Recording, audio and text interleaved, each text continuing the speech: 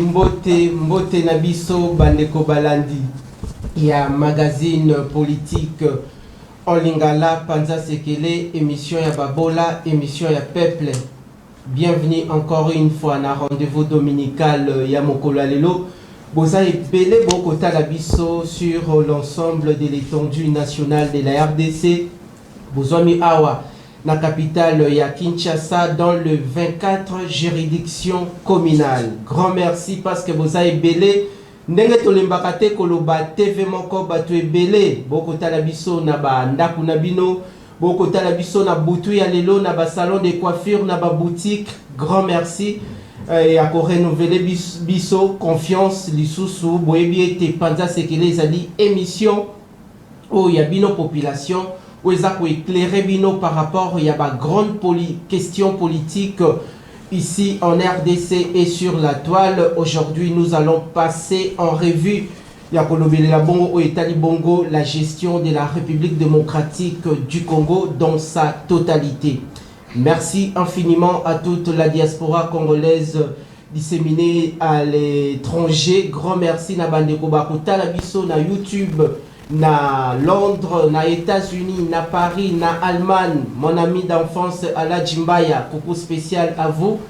To démarrer émission ya Mokolo Lelo, émission ya vérité, émission ya polele yebake sokoye Panza Sekele esengeli ero kolomandako liana nufufu.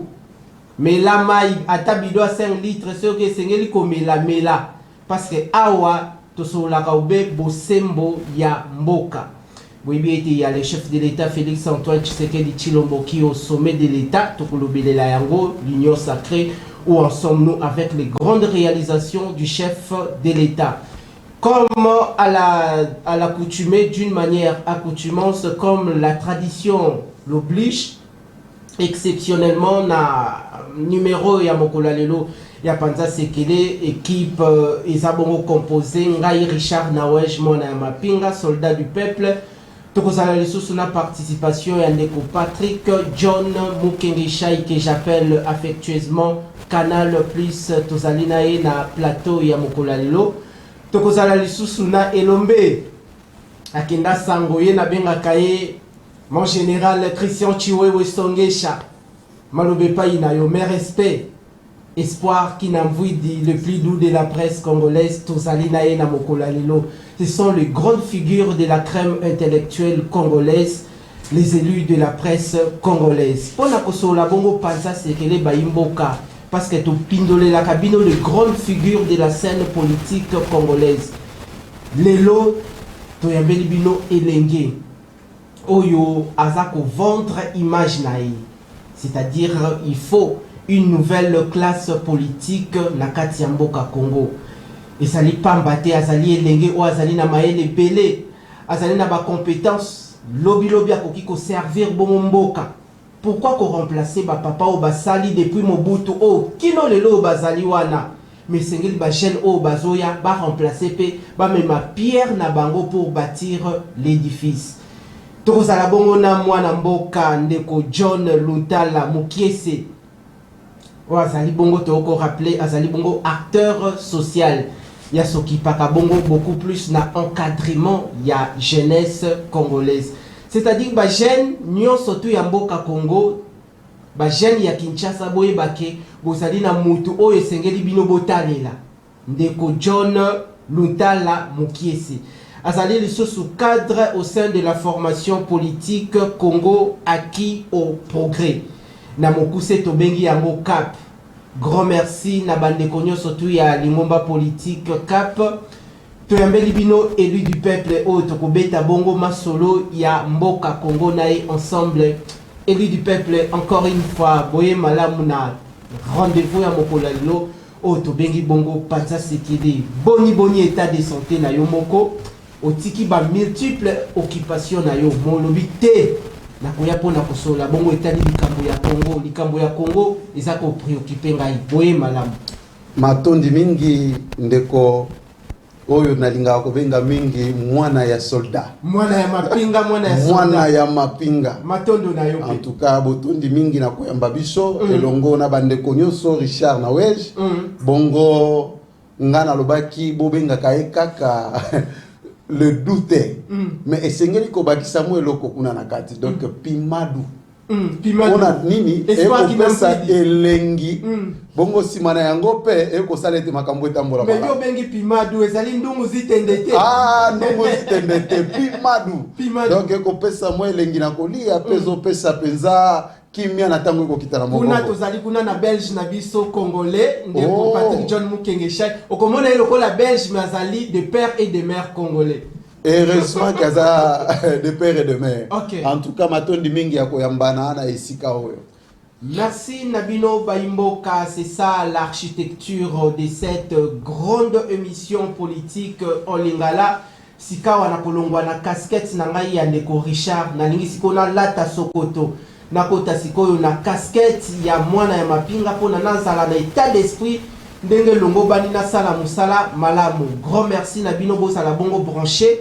Boyoka ba vérité oyo kolobama tout au long il y a déroulement il y a émission il y a mokolo lelo une fois de plus ndeko John Lutala grand merci pour na sens na yo ya disponibilité au commis lisusu na ngonga ya kitoko parce que qui n'a tu eza déjà totalisé na mois de septembre oyo 4 ans na yango je crois tokolobele yango na mois ngonga ya suka tokoti déjà na vif ya émission na biso à mokolo lelo mais avant na luna banda ko tirer est-ce que ozali prendenge ovandi na kiti wana que liboso a peuple o azui opportunité en or ya kotala biso na yo na plateau na biso ya mokolo lelo est-ce qu'on est valablement pour répondre na ba préoccupation ya peuple parce que ba question to kotu na yo awa ezali ba question na biso te ou c'est pas population ya babola est-ce que ozali prêt matondi mingi tozalaka wana toujours pona bango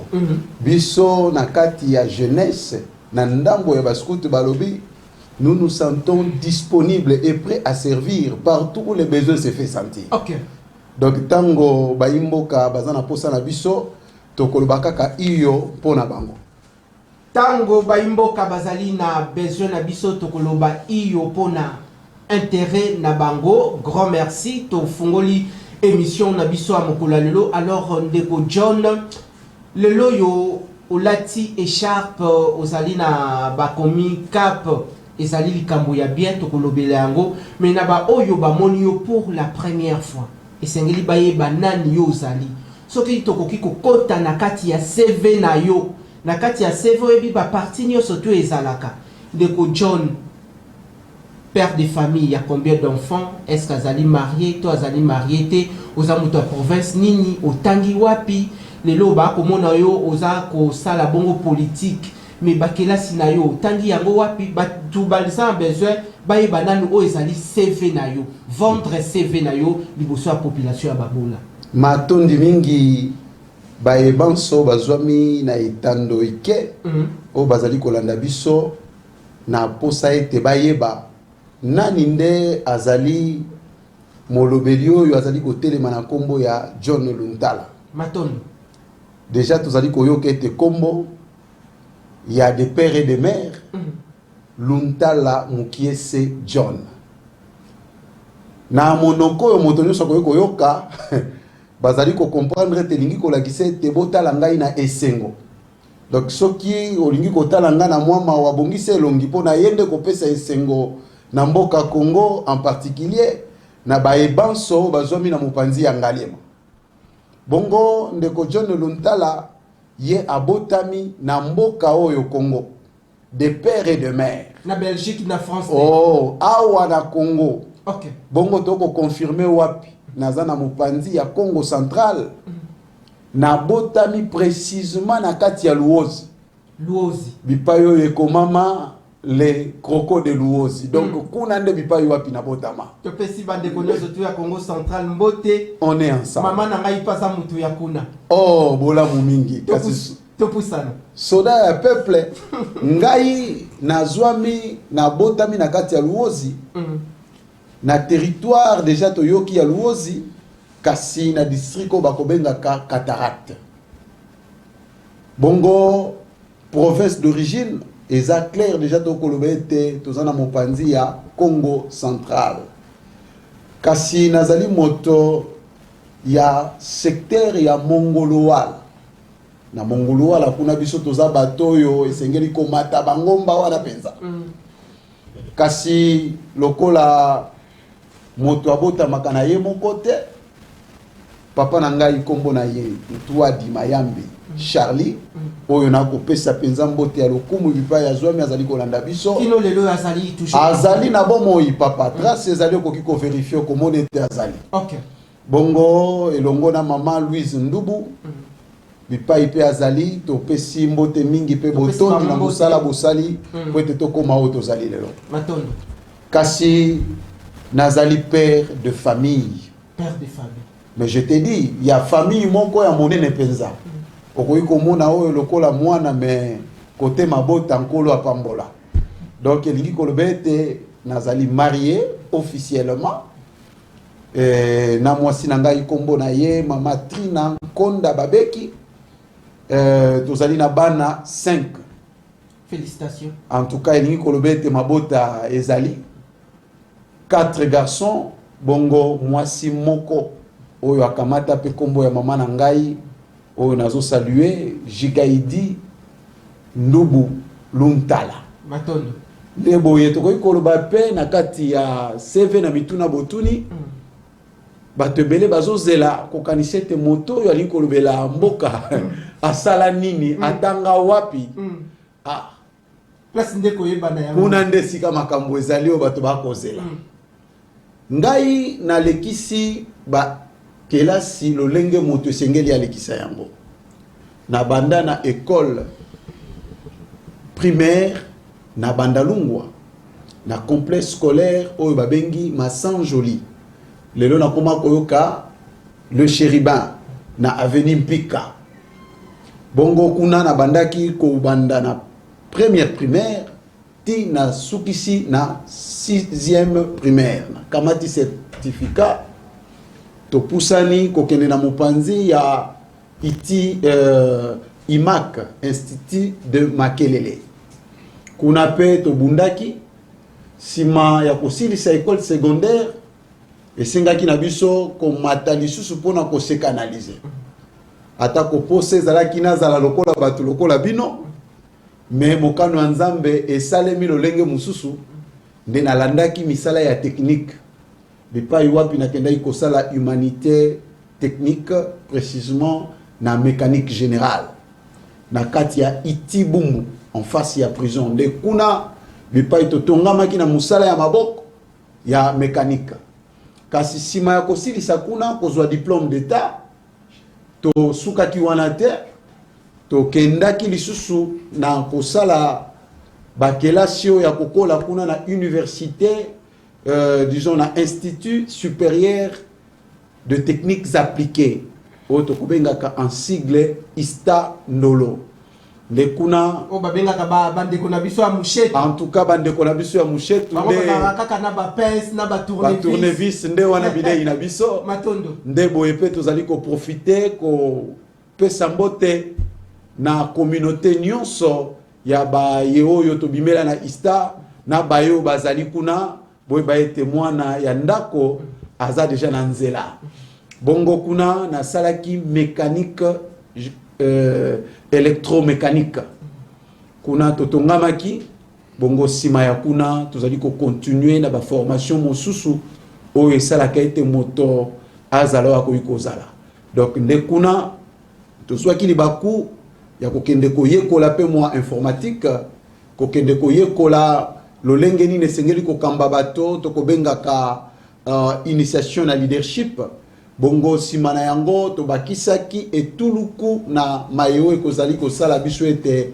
tozala oyo tozali na kanisi ete na mokuse oyo tokoki kopresente na peuple lokola mwa misala nde yango wana kasi nayokaki motuna ya mwana ya Mampinga kolobete ozali acteur ya jeunesse wana pe tokobomba kifinuku wana te boyebi ete moto po azala moto esengeli na ye azala na nzoto azala na molimo bongo azala pe na elimu donc sima ya mayo tokoki komona ezali purement professionnel biso tozwaki nzela na souci ya kosunga mboka kokamba ebele na ba jeune na domaine ya scoutisme bipai wapi tozali ko saluer tout le jeune et en dehors de ça et kolekela biso to kotape lisusu na domaine artistique donc to salaki théâtre classique purement to yekola ki lolenge nini ko koma ba pièce théâtrale pe ko sala théâtre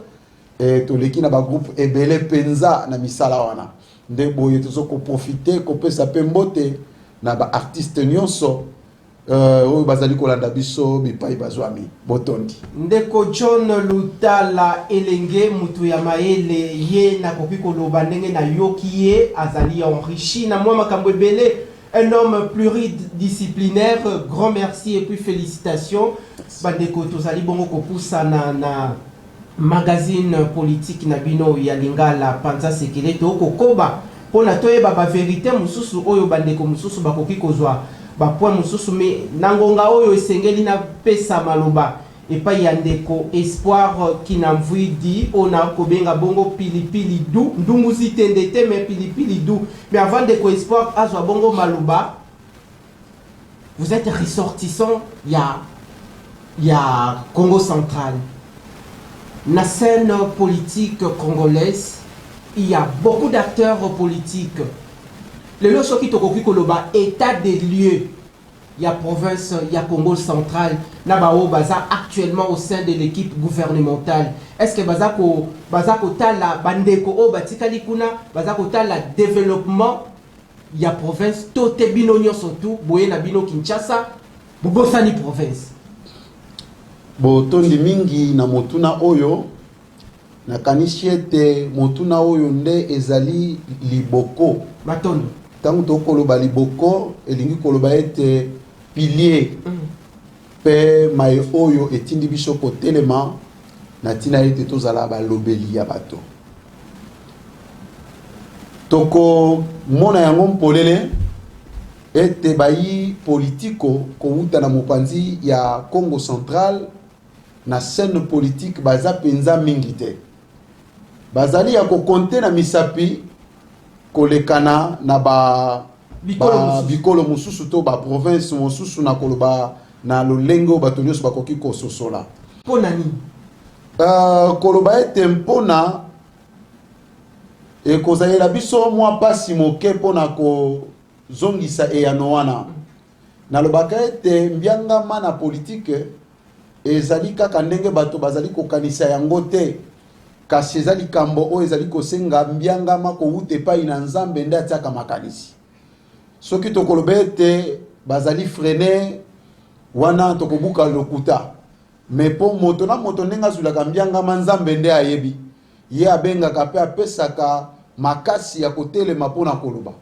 kolobela politike ezali pe a part mbiangama kasi koyi kouta pe na makanisi ya moto ye moko mbala mosusu ebele na biso bazali komizongisa nsima wana ezali likambo tokomona na pasi mingi Congo central bato ebele baza na kobanga na tina ete ba approcher scène politique pe ba réclamer ba oyo ekoki kozala pona bango bolamu nde wana tomonaki ete te ekoki kotambola boye te esengeli to telema pona kozala parmi ba oyo esengeli baloba pona intérêt ya province na biso en général et puis kwe na biso ya manyanga oyo butu moi to kozanga te kotika makelele manyanga ezali délaissé bo kolanda mikolo eleki bake kufa ezonga ono nzele zate to komona même ba fruit kopola pona kozanga nzele ya malamu nde tolobaki ete tokokanga monoko te esengeli na biso lokola natif ya luozi kotelema tobeta mbela tobunda po mokolo mosusu bolamu ekota pe kuna. Merci Nayo. Là, par rapport à Yamakambo Koloba, je pense là à toute ma grande famille Pevandaka na Konsonan Kulu à l'époque. Oh. Grand merci également. Là, je pense à Jérôme Nawej, Fiston Nawej, toute la famille Nawej, Sikawa. Tokopesa Sikawa Malobe Paya, Pimadou, Ndumuzi Tendete, Espoir Kinamvidi, Maloba et Nayo. Matondo mingi ndeko Nawej mwana mapinga Matondo boye malamu une fois de plus ndeko John Luntala na plateau na biso ya Kinactu télévision na particulièrement na émission Panza Sekele ya mokolo lelo matondo mingi. Alors déjà nalandi na bokebi nyonso CV na yo CV moko etondi sami na richesse ebele olobi otangi école primaire après primaire au sali mécanique au continue yango na Ista Mouchetou auto saluer aussi la grande communauté ya Ista et puis lelo oyo cadre na kati ya cap pour travailler pembeni ya sénatrice Nefertiti Ngudianza ko peto pesi mbote mingi na musika esika azali kotala biso. Alors to bela moke parcours na yo na niveau ya technicien de formation et puis technicien lelo oyo ozali na métier aussi ozo travailler nango et ça la kondenge nini tango monaka nami ba technicien lelo oyo baza un peu méprisé abandonné na triste sort na bango. Likambo wana ezali likambo yo ekoki kopesa esengo ata mokete bato ebele bakoloba me moto yango aza na banzela ebele oyo alingi kotelema po abundela kasi moko ya bitumba na biso penza ya makasi ya kotelema ezali pona bandeko tokobenga ba technicien en général et en particulier na kolobela mingi ba mécaniciens et les électriciens. Lelo technique et comme kozala lokola science moko oyo bato bazali ko considérer yango lisusu te. Kasi na place na bandana nuko beta mbela pona likambo wana na kozonga penza ko répondre na question wana. Nazalaka na esengo mingi kotala parcours na ngai technique. Ndenge olobi malamu to bandaki na primaire to yeko kene na humanité to leki kuna na Ista. Sima na ngai ya kobima na Ista nazwaki ngolu ya kozwa mosala bipai wapi sengela kina kende kokolisa technique wana. Bongo tozwaki libaku ya kozala na vitalité plastique bipai nazali ko saluer bandeko banso oyo tozalaki na bango na kati ya vitalité bipai wapi nazalaki adjoint directeur technique to geraki kuna na lekisaki ba moment ya malamu ya koyekola pe ya kotia en pratique mai oyo toyekola ki na kelasi na nzela ya ko gérer ba machine ya injection pe soufflage ko sala biloko nyonso ezalaka ya art plastique bidon ainsi de suite kuna kozala na kobanga te na koki ko salela yo bidon moko boyawa epesione sengo na kotala yango kasi na bolingo na nzambe tolekisaki tango tolekisaki kuna nde na longwaki kuna na kendaki kino na Safricas bongo na Safricas nazalaki mécanicien ya gestion ya concasserie nde boyepe topesi matondi mingi na bae banso ya Safricas bazali kolanda biso na lutendele to sali kuna na département ya mécanique bipai wapi to salaki musala na lulengo elengelaki to esengelaki sima ya kuna to zwaki lisusu libaku ya koya kokota na kompani monene oyo yebani na monde automobile pongai makanisi na ngai nazalaki penza ko sepela te kozala mécanicien automobile po bato yango bapesaka bango valeur te bongo nazalaki na mama moko na quartier bandeka kofinga ngai yo kosuka kaka na se ya motuka donc okomona ete bazomona yango lokola injure mosala ezanga tina alors eloko wana ekotaki nganga na binono ngafu nazala mécanicien akobongisaka ba machine biloko ezolakisa ete bato wana baza bato ya mayele tina te eza na tina nzoka na nzela wana nkolo alobaki te yo lokolo olingi okende boye ngai esengeli natalisa na mokili kaka eloko tokomona eza tina te nde kuna bipai esengeli tina euta nazwaki libaku ya koya na kompani oyo tobengi Central Motors bipai wapi tozali kosalue bandeko banso ya Central Motors Hyundai oyo bazali kolanda biso nde kuna nakotaki lokola chauffeur ya direction kasi sima ya kokota po balobi moye tozwa ba ingénieur awo eza te alors esengelaki kosalela nzela mosusu ata na chauffeurie na bandela kovanda na bango bato wana bamoni ete no moto oyo aza na nkona kaka ya chauffeur te kasi kati na ye bambuma ezali ebele bongo sima ya 3 semaines seulement bakonzi bamonaki mbuma mosusu longwa na niveau ya chauffeurie na département tobengaka charroi automobile okende lisusu na réception garage bongo tovandaki na réception garage bipai wapi tokolisi makanisi nsima na yango bapesi biso mokumba ya kokamba mpe koteka bapièce de rechange toteki bapièce de rechange kaka na même compagnie wana nsima na yango toye kozwa makoki na ngolu ya nkolo kokoma baconseiller technique tokolisi lisusu na kati na yango tozwaki libaku ya kozwa responsabilité ya commande et vente de pièces de rechange bongo kati na yango lelo kolo azobomba biso kaka na kati kuna bongo tozali sikoyo kokamba service oyo tobengaka service après vente donc tozali na kati ya collège ya direction technique mpona kosungama makambo nyonso donc oyo etali ya motuka ya Hyundai oza na problème te kasi nsima na yango na kotala na pasi na motema ete mosala oyo tokosala ya biso batechnicien mokili to précisément les Congolais bazali kopesa yango tina te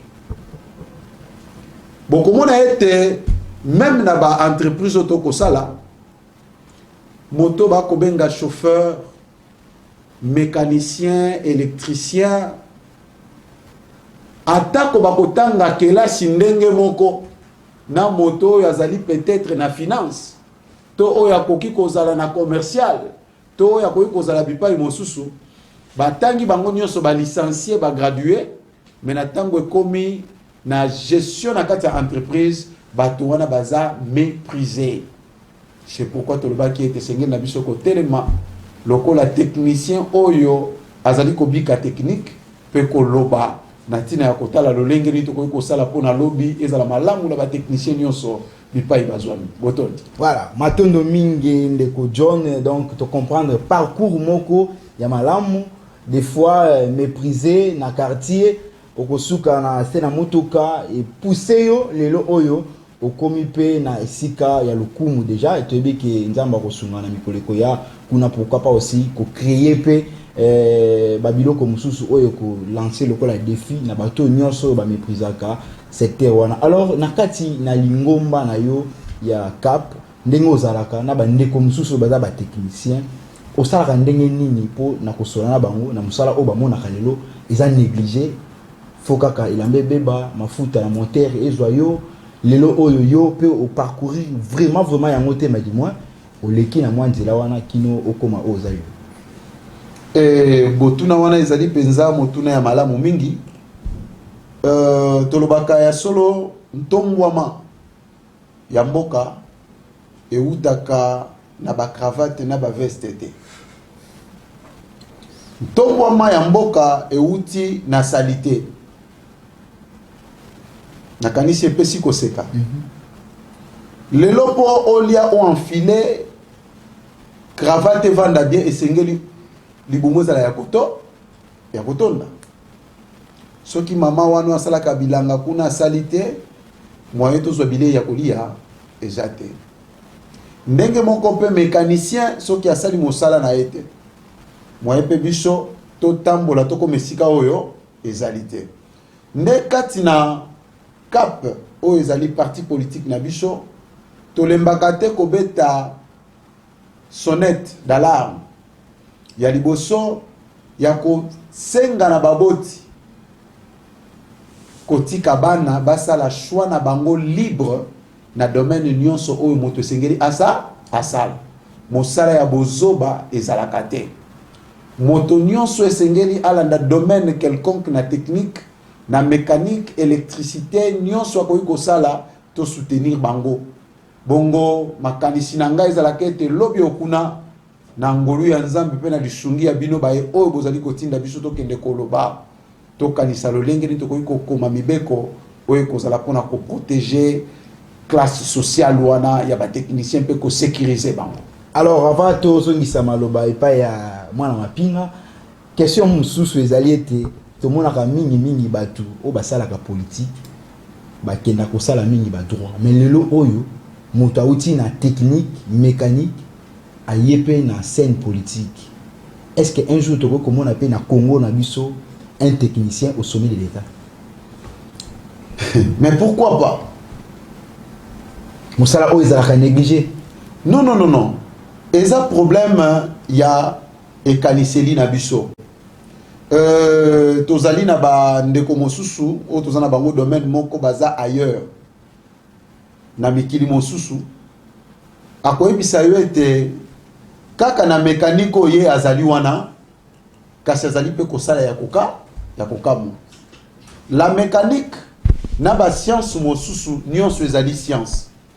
Kasi pona nini esengeli na biso totika bango pe bazwa ba gestion parce que moto akoki kaka kolobela bolamu likambo ye moko azo ko maîtriser. Soki lelo mwana mboka technicien lokola biso to telemite bango kaka ba ko kende nani shiko akolobela ba technicien akozala te parce que akolobela yango likolo sans que a maîtriser maye oyo esengeli kolobela. Vous voyez bien même lelo Congo ezala makambo ebele ya pasi, c'est parce que na ba étape to na ba niveau oyo ya direction to ba décision baye oyo bazali kozwa ba décision ebele bazali ko maîtriser maye oyo esengeli bazwi la décision te.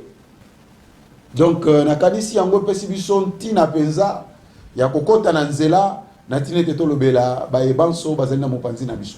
Merci Nayo ndeko John Luntala bandeko balandi bomoni ndenge panza sekele kokota tozali bongo kokoba wana ezalaki bongo ndeko Espoir Kinamvwidi tozalaki bongo na première partie ya émission consacrée na Lingala par rapport ya présentation na koyeba oyo invité na biso d'honneur ya mokolo lelo ye asalaka bomoni ninga uti bongo ko pesa bino ba réponse na ye bo se faire déjà idée de là où vous êtes. Tozali déjà pour poursuivre toujours rendez-vous na biso ya mokolo lelo to ko pesa sikawa maloba et pa ya ndeko yo alamba ka bongo français on dirait pondo ya limbondo ndeko Patrick John Mukengeshai. Ndeko Patrick malobe pa inayo.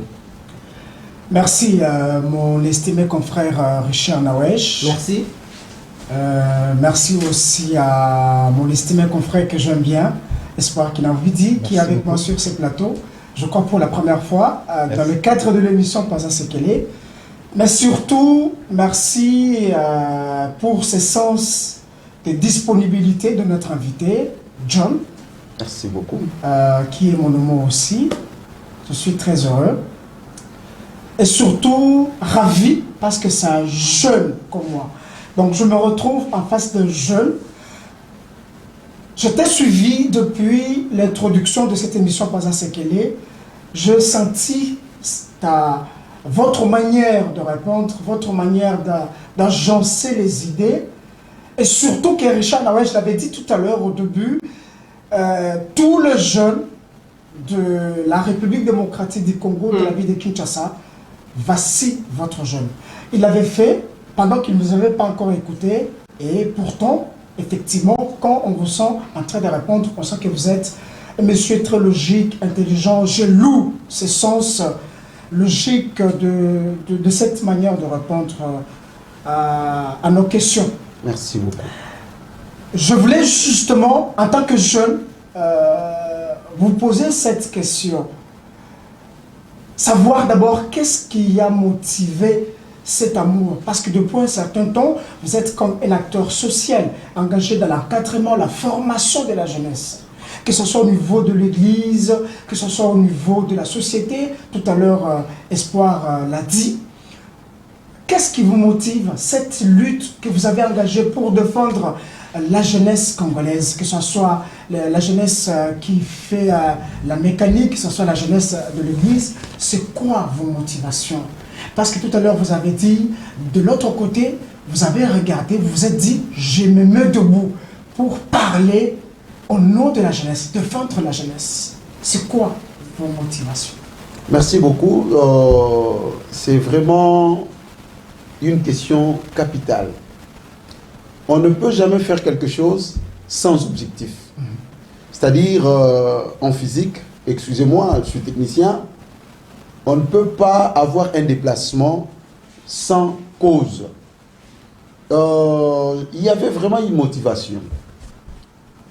Vous allez comprendre que quand j'ai introduit un peu au départ l'émission, je disais que je suis d'abord un acteur de la jeunesse. Mais en dehors de ça, je suis un grand observateur. Là où je travaille, je suis le président de l'intersyndicale. Vous allez comprendre ma motivation. Voyant ce qui se passe, la réalité sur le terrain, la gestion, je dis bien la gestion du pays, la gestion interne du ministère du Travail, les réalités qui est en train de couvrir le monde d'emploi et pourquoi pas dire la vie active de notre population. Non, mais je ne dis pas que ça ne marche pas. Ça va, mais plutôt j'avais l'intention d'ajouter un plus de ce qui a été fait. Vous savez, vous avez observé, voilà. Mais parce que j'ai observé. Justement. En observant, c'est-à-dire que nous comprenons déjà que non, ça marchait. Mais en dehors de ça, je pense que si nous ajoutons cette petite contribution, la chose pourra être encore plus mieux. Justement, comme un savant qui a écrit, qui a dit, celui qui observe apporte facilement, apporte aussi certaines solutions par rapport à ce que vous avez observé. Donc vous allez comprendre que nous avons plusieurs réponses partant de notre observation. Mais malheureusement que ces réponses-là ne peuvent jamais être d'abord dévoilées parce que là, ce sont des plans stratégiques pour moi. Très bien. Mais plutôt, ce sont ces observations négatives qui m'ont poussé aujourd'hui de s'élever. Vous savez que nous avons une certaine classe dans ce pays qui vivent comme si ce sont deux étrangers dans leur propre pays. Marginalisés. Marginalisés à tous les niveaux. Au point qu'ils sont même incapables de défendre leurs propres intérêts. Il y a des coins où tu veux te défendre, mais la réalité entoure fait en sorte que tu sois méprisé. Vous savez qu'il y a beaucoup de gens qui parlent intérieurement. C'est comme disent les Bakongo, hein, ma monamboa, ma fouila kumbu, kumbu. Parce qu'il sait ce qu'il est en train de vivre là. S'il peut le dire, peut-être qu'il peut perdre autant. Mais toutes ces histoires-là, ce sont des gens qui sont en train de pleurer au fond du cœur. Alors moi, je me suis dit non. Premièrement, les Congolais ne peuvent jamais être étrangers dans son propre pays. Parce que nous n'avons que ça comme unique et seul héritage. Et vous-même, vous êtes revêtu de ce courage, de cette capacité-là, pour se mettre debout et parler. Oui, c'est-à-dire toutes ces injustices, ces indifférences-là, c'est ce qui m'ont révolté aujourd'hui de dire que non. La vie ne peut jamais continuer comme ça. Très bien. Et on ne peut pas, parce que je me dis d'ailleurs, excusez-moi les termes, mais je me sens d'ailleurs en retard de mes ambitions. Très bien. C'est-à-dire que je vois, il y a déjà une multitude de gens qui sont opprimés, qui sont aujourd'hui dans des moments difficiles, sans pourtant avoir quelqu'un qui peut venir à leur secours. Même si aujourd'hui je me suis décidé, mais je me sens en retard de cette décision. Pourquoi? Parce qu'il y a eu une très grande lutte et nous avons beaucoup de gens que nous avons perdus faute des injustices et des réalités qui sont en train de... Monsieur John, très rapidement pour poser ma deuxième question et passer la parole à mon estimé confrère Richard. Vous avez fait l'observation, vous êtes un grand observateur, ça il faut quand même le dire, parce que dans votre parler, on sent que vous avez eu le temps d'observer, maintenant que vous agissez après beaucoup d'années. ok, si il faut nous faire une lecture de votre observation par rapport à la gestion du pays, de votre observation par rapport à la gestion de la ville de Kinshasa, de votre observation par rapport à la commune de Ngaliema où vous résidez, de votre observation par rapport à la situation que connaît la jeunesse aujourd'hui, quelle sera votre lecture? Par rapport à tout cela, c'est comme ça que j'ai dit au départ que je viens pour contribuer. Très bien. Quand Positivement. on parle d'une contribution positive, parce qu'aujourd'hui, nous observons avec regret, hein, vous allez voir que la plupart de nous, hommes politiques, quand nous passons, nous avons toujours l'habitude d'oublier le bienfait de ceux qui sont de nos prédécesseurs. Or, le monde en soi, on ne peut jamais commencer la chose du début à la fin et ce n'est que la même face. Non. La mission a toujours été par rapport au temps et par rapport au milieu. Vous allez voir, même la Bible nous dit, Moïse avait une mission. Mais ce n'est pas Moïse qui est allé achever la mission que Dieu lui avait confiée. Il y a eu des gens qui ont accompagné et achevé la mission de Moïse. C'est-à-dire que tout ce que nous pouvons faire, c'est-à-dire que nos prédécesseurs ont fait quelque chose, mais en dehors de ce qu'ils ont fait, ils ne peuvent pas tout terminer.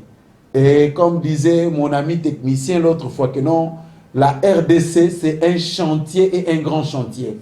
Chacun de nous va apporter sa pierre de contribution et selon les observations négatives, et nous allons ajouter le peu que nous avons ajouté. Et quand vous observez aujourd'hui les jeunes, avant de terminer, la jeunesse d'une manière générale, parce que vous êtes engagé dans cette lutte d'encadrer, de former la jeunesse, d'accompagner la jeunesse, dans vos ambitions politiques que vous avez, ça il faut quand même le dire, parce que vous portez le parti, le Congo acquis au progrès, CAP en cycle.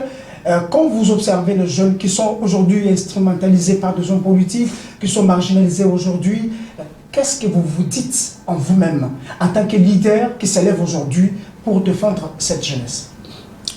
Mon frère, c'est vraiment avec regret et amertume. Cette question me donne même envie de pleurer. Avancez. La jeunesse congolaise actuellement, nous pouvons la qualifier comme une jeunesse ou un terrain aride. Pourquoi je dis ça? Aujourd'hui, ce qui se passe au niveau de la jeunesse, c'est complexe. Et les acteurs de la jeunesse, nous avons un grand travail.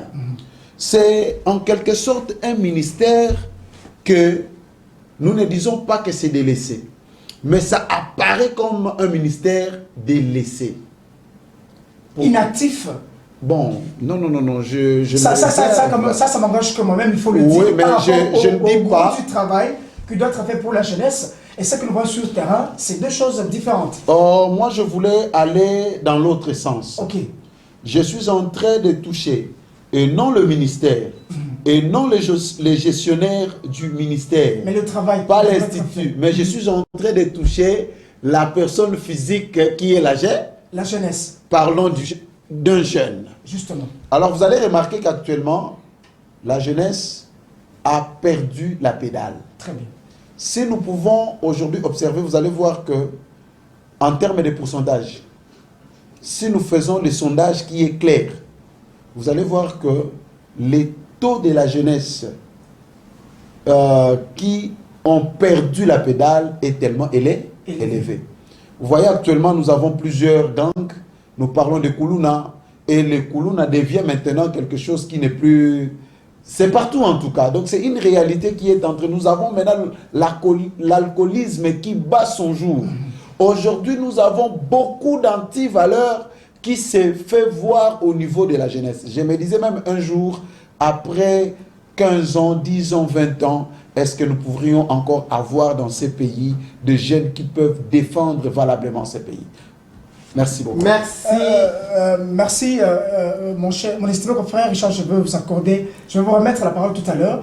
J'ai suivi, mais moi, c'était une demande que j'exprime avant de remettre la parole, parce que vous avez des choses qu'il faut dire sur la jeunesse, par rapport à vos idées, par rapport à vos ambitions politiques que vous avez. Moi, j'aurais souhaité très prochainement qu'on consacre toute une émission sur la jeunesse, parce que là, je vous sens que vous avez des choses vraiment à dire par rapport à ça. Mais pour vous laisser, vous portez le Congo acquis au progrès, c'est votre parti politique. Pendant qu'il y a beaucoup de partis politiques sur la ville de Kinshasa, à travers le Congo, qu'est-ce qui vous a intéressé à travers ces partis politiques? C'est quoi concrètement qui vous a attiré pour aller vers le cap? Voilà, le cap en sigle, comme nous pouvons le dire tout haut, c'est le parti est nommé les Congolais acquis au progrès. C'est seulement, je peux vraiment vous répondre brièvement.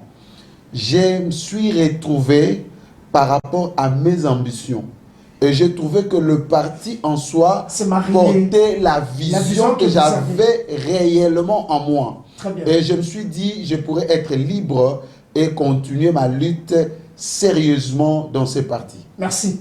Merci tozali bongo kopusa na wane zalaki ndeko Patrick John Mukengeshai Canal Plus na deuxième partie ya émission magazine politique Panza Sekele tozali bongo kokomba bandeko balandi to kolamba ma solo yango on dirait takamade sume e ko kende mwa malamu boyoki ndenge tsunga bisika bozali ndenge boko yoka yango invité à kolimbo la bongo malamu ndeko John.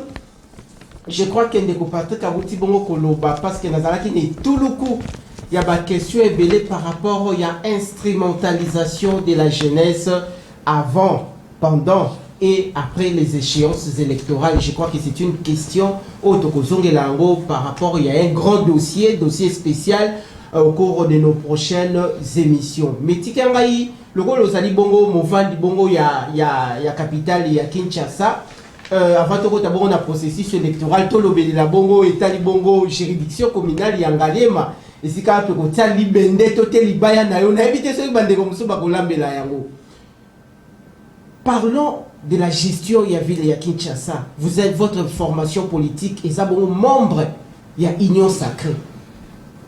Mais chose étonnante, baza komona population za ko vivre ce qui se passe à Wanakatia capitale, la théâtralisation.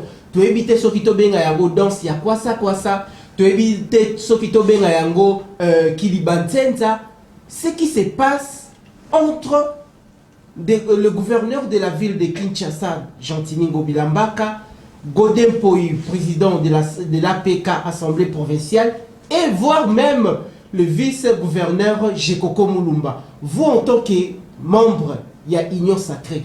Message nini ya paix okoki komemela acteur politique wana parce que erbino moko bandeko ya Union Sacrée boko swana boko pesa matière et pas ya bandeko ya opposition. Nakanisi ete bakolo balobaka ete le linge sale se lave en famille. Se lave en famille. Kasi bino boko laver en famille te boko laver en libanda. Oh ndeko. Nakanisi ete soki ozali voisin ya malamu.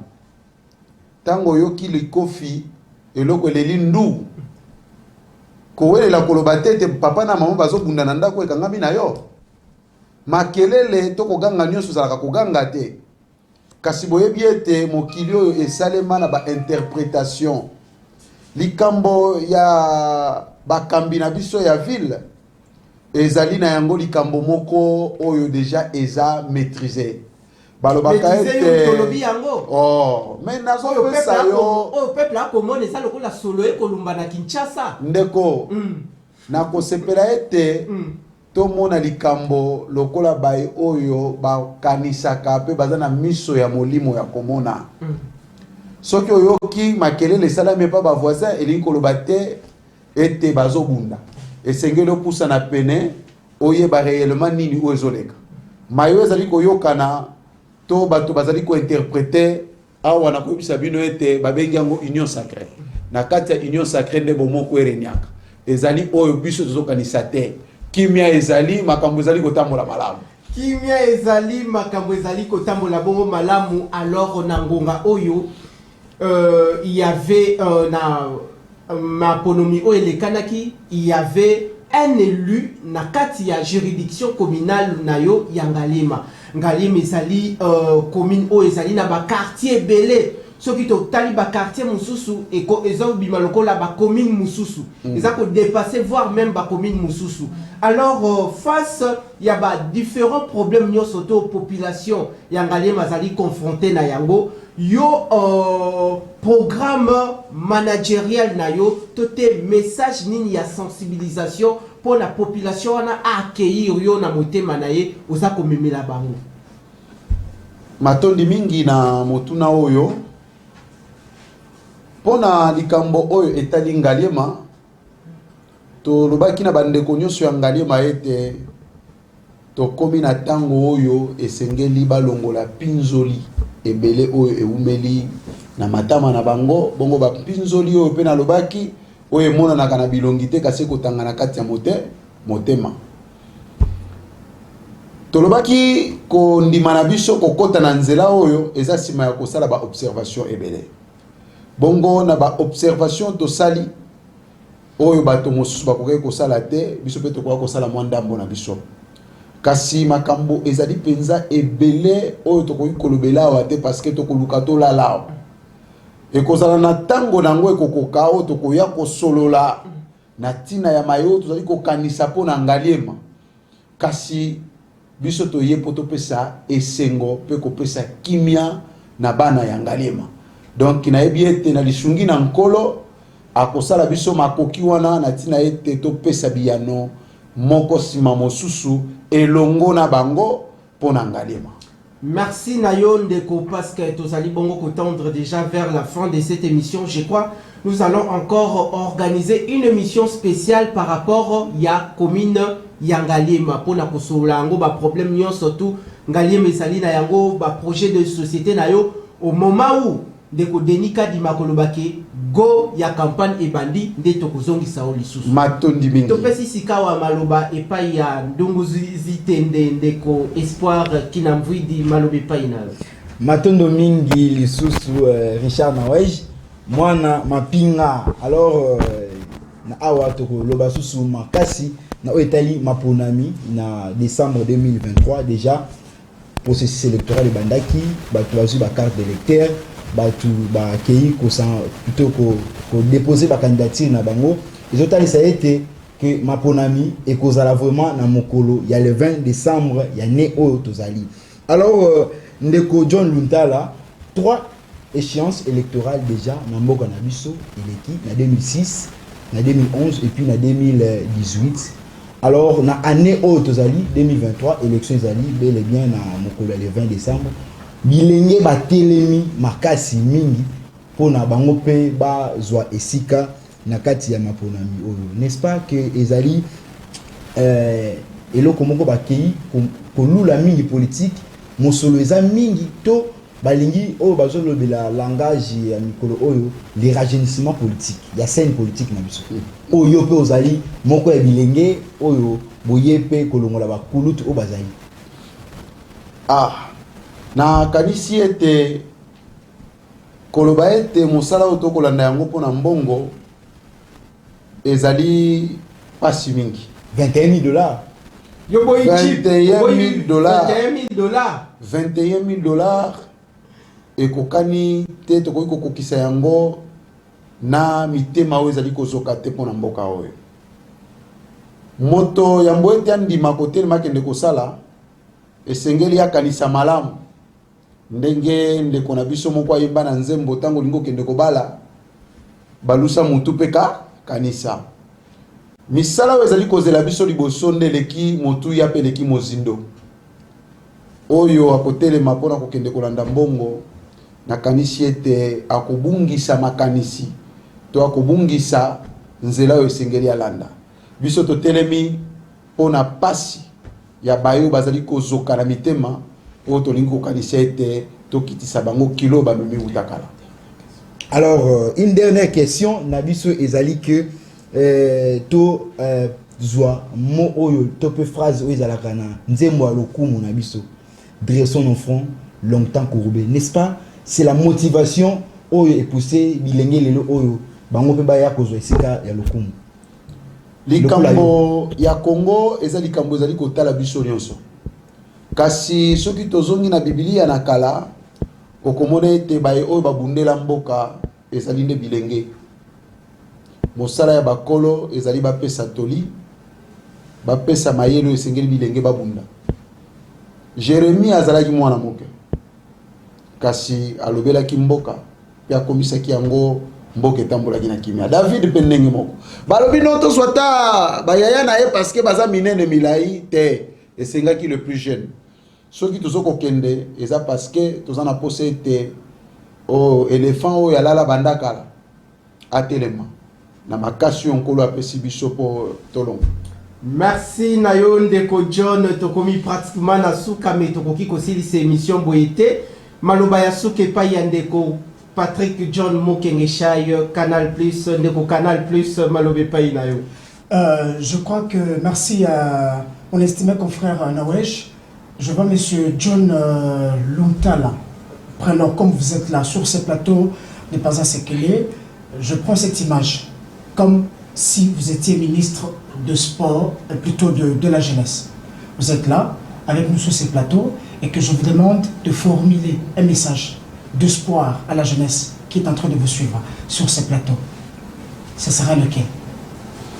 Merci beaucoup. Le message que nous pouvons apporter à la jeunesse aujourd'hui, ce n'est qu'un message de paix et de la prise de conscience. Très bien. Notre pays a besoin de nous, le jeune. Le développement de ce pays dépend de nous. Très bien. Et l'avenir de ce pays est entre nos mains. Je suis en train de prier mon Dieu pour que nous puissions renoncer à la mauvaise pratique. Nous avons un beau pays riche, mais que nous devons palper cette réalité. Nous devons vivre cette richesse en valorisant la connaissance, la compétence. Que chacun se donne au travail. Évitons l'argent facile. L'argent facile,